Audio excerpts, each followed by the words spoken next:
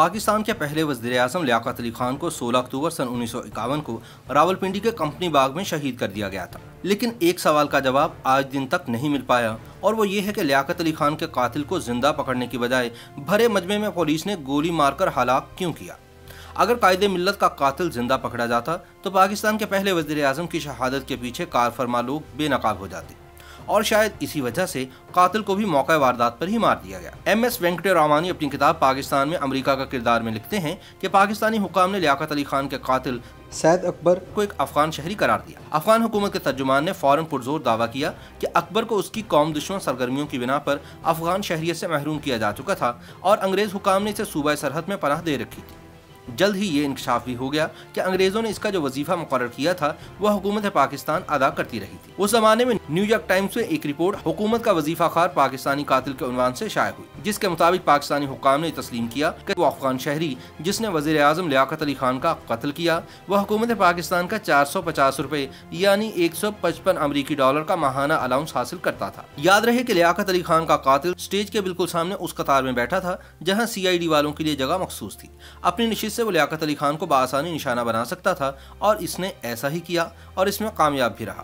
وہ اس نشست تک کیسے پہنچا، یہ ایک ایسی کہانی ہے جس پر کئی دہائیوں بعد بھی قیاس آرائیاں ہو رہی ہیں۔ نیو یارک ٹائمز کی رپورٹ کے مطابق جب اکبر نے 2 گولیاں چلائیں تو اس کے فوراً بعد پاس بیٹھے افراد اس پر جھپٹ پڑے، انہوں نے مار مار کر اس کے ٹکڑے کر دیے۔ اس پر گولیاں بھی چلائی گئیں، اور ان میں کم از کم ایک گولی ایک پولیس افسر نے چلائی تھی، جس نے بعد ازاں یہ گواہی دی کہ گولی چلانے کا حکم اسے ایک اعلیٰ افسر نے دیا تھا۔ یہاں سوال یہ پیدا ہوتا ہے کہ کیا پولیس کے تربیت یافتہ اہلکار یہ نہیں جانتے تھے کہ قاتل کو جان سے مارنے کی بجائے زندہ گرفتار کرنا ضروری ہے؟ جب اتنے سارے لوگ قاتل پر جھپٹے ہوں گے جنہوں نے اس کے ٹکڑے ٹکڑے کر دیے ہوں، تو اس کے بعد وہ یقیناً اس پوزیشن میں نہیں ہوگا کہ اپنے پستول کا مزید استعمال کرے۔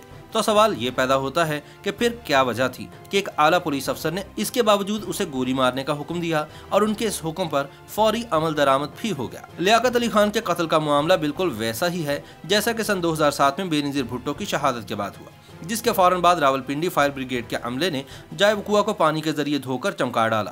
مشرف جنتا کا یہ عمل آج بھی ایک سوالیہ نشان ہے۔ اقوام متحدہ کے تحقیقاتی کمیشن کے مطابق جائے وقوع سے سینکڑوں شواہد مل سکتے تھے، مگر دھوئے جانے کے بعد صرف چند ایک شواہد ہی مل پائے۔ پاکستان میں لیاقت علی خان سے لے کر بے نظیر بھٹو تک جتنے بھی سیاسی لیڈر قتل ہوئے، ان کے قتل کی سازش کس نے، کب اور کیوں تیار کی، یہ آج بھی ایک راز ہی ہے۔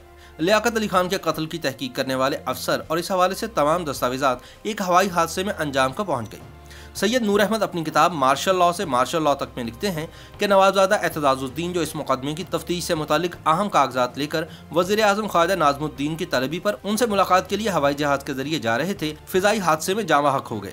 ہوائی جہاز کو یہ حادثہ جہلم کے قریب پیش آیا، جہاں کسی اندرونی خرابی کی وجہ سے جہاز کو آگ لگ گئی، اور مسافر اور ان کا سامان اور لیاقت علی خان کے قتل کے مقدمے سے متعلق تمام اہم کاغذات بھی نظر آتش ہو گئے۔ لیاقت علی خان کی شہادت کے بعد جو نئی کابینہ بنی تھی، اس میں نواب مشتاق احمد گرمانی کو، جو اس سے پہلے وزیر برائے امور کشمیر تھے، وزیر داخلہ کا عہدہ مل گیا تھا۔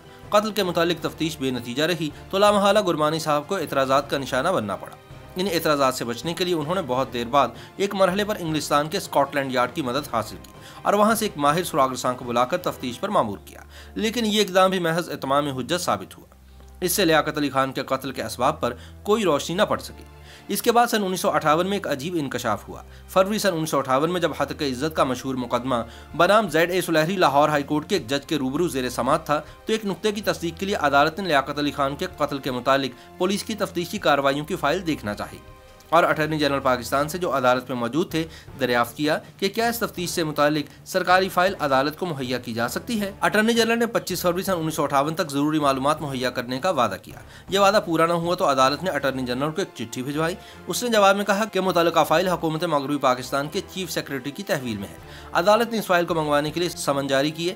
1 اپریل سن 1958 کو صوبائی حکومت کے ایڈیشنل ایڈوکیٹ جنرل نے عدالت کے سامنے پیش ہو کر بیان کیا کہ متعلقہ فائل گم ہو چکی ہے اور اس کی تلاش کی جا رہی ہے، اور پھر اس کے لیے مہلت بھی مانگی گئی۔ 8 مارچ کو CID کے ایک افسر نے عدالت کو مطلع کیا کہ تلاش کے باوجود فائل کا کوئی پتہ نہیں چل سکا، لہذا حکومت اسے پیش کرنے سے معذور ہے۔ لیاقت علی خان کے قتل پر سیاستدانوں کے رویوں کے بارے میں ایوب خان اپنی کتاب جس رزق سے آتی ہو پرواز میں کوتاہی میں لکھتے ہیں کہ جب میں پاکستان واپس آیا تو مجھے کراچی میں نئی کابینہ کے اراکین سے ملنے کا اتفاق ہوا، لیکن ان میں سے کسی نے بھی نہ تو مسٹر لیاقت علی خان کا نام لیا اور نہ ہی ان کے منہ سے اس واقعے پر افسوس یا دردمندی کے 2 بول ہی نکلے۔ गवर्नर जनरल गुलाम मोहम्मद भी इस हकीकत से बेखबर थे। इन हजरात में से हर एक ने खुद को किसी न किसी तरह तरक्की के बाबे अरूज पर पहुंचा दिया था। वजीर आजम लियाकत अली खान की मौत ने गोया इनके लिए तरक्की की नई राहें खोल दी थी। इस बात से दिल में हद दर्जा कराहत और नफरत पैदा होती थी। बात तो बेशक तलख है, लेकिन मुझे ऐसा महसूस हुआ कि जैसे इन सब लोगों ने इत्मीनान का सांस लिया हो कि वो वाहिद शख्सियत जो इन सबको काबू में रख सकती थी दुनिया से उठ गई है।